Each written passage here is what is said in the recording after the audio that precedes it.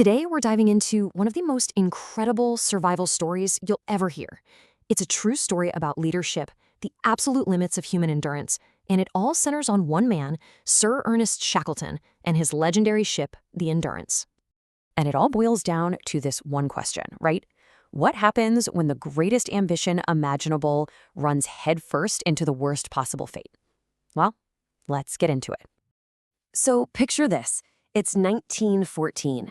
Sir Ernest Shackleton gets a crew of 27 men together for a mission so bold, so audacious, that no one had ever even tried it before. I mean, their goal was just wild. They were going to be the first people to ever march clear across the entire Antarctic continent. We're talking the coldest, most desolate place on Earth, with pretty much just a compass to guide them. The plan was pretty straightforward on paper. They'd set off from this remote island called South Georgia, and the whole trek was supposed to take about 120 days. But, that's not what happened. Not even close. Before we go any further, just look at this number. 497. That's how many days these men would be completely stranded on floating ice before they even felt solid ground under their feet again. That 120-day plan, yeah, it was about to become an almost 500-day nightmare. So how did it all go so spectacularly wrong? Well, as their ship, the Endurance, sailed into the Weddell Sea, their grand ambition crashed right into the brutal, unforgiving reality of Antarctica. They were just one day away from their landing site, so close, when the sea ice just closed in around them, freezing the ship solid. The Endurance was now a prisoner, totally at the mercy of the ice. For the next 9 months, all the crew could do was watch, helplessly, as the immense pressure of the drifting ice slowly and methodically tore their ship apart, twisting its huge wooden frame and snapping its timbers like they were just matchsticks. You can just imagine the feeling of dread as the sounds of their dying ship echoed across the ice. The crushing reality of it all started to sink in. One of the crewmen, Tom McLeod, really said it all. Finally, it was over. Icy water was pouring into the broken hull way faster than they could pump it out. Shackleton had to make the call.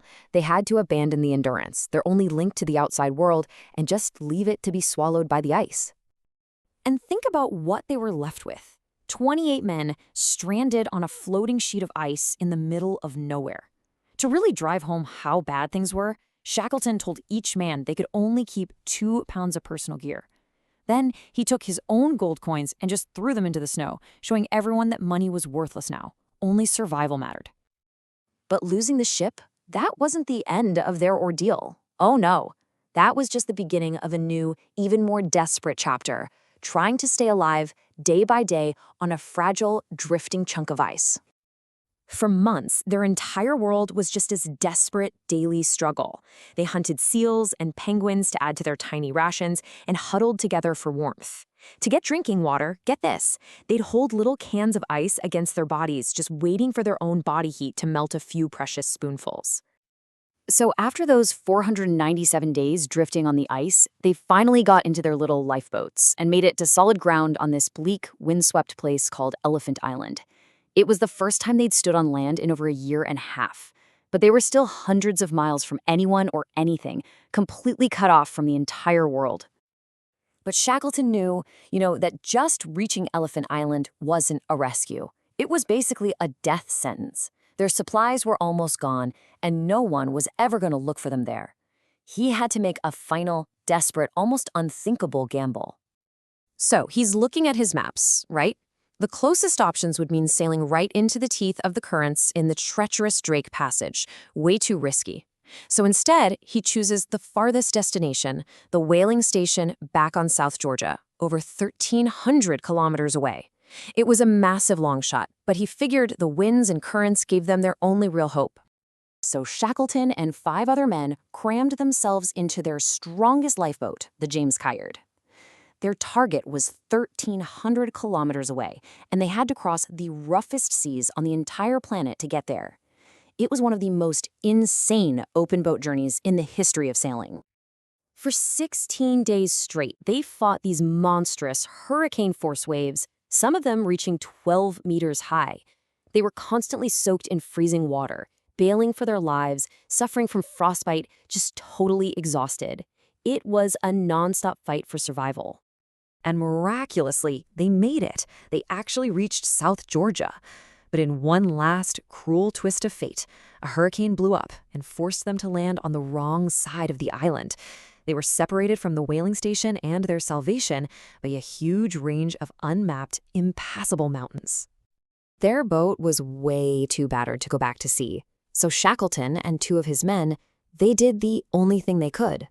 With just 50 feet of rope and a little axe, they set out to do something no human had ever done before: cross the island's frozen mountains on foot. They trekked nonstop for 36 hours straight. Against all possible odds, they had reached civilization. But for Shackleton, this wasn't over. His first and only thought was about the 22 men he'd been forced to leave behind. He had to go back for them. He immediately started trying to organize a rescue. But winter had set in, and the sea ice was just a solid wall. His first attempt failed. So did his second. And his third. And with every failure, the chances for the men back on Elephant Island got smaller and smaller. For 4 long months, the men on Elephant Island survived under 2 of their overturned boats, their hope just fading away. Then, one day, on August 30th, 1916, they saw a ship appear through the mist. It was Shackleton. He had come back for them. After 2 years lost to the world, Shackleton came back with every single one of his 27 men alive. The official mission to cross the continent? A total failure. But by refusing to give up, he pulled off something so much greater. And it really leaves you with this powerful question. When you're faced with impossible odds, what's the real measure of success? Is it achieving the original goal, or is it simply bringing everyone home?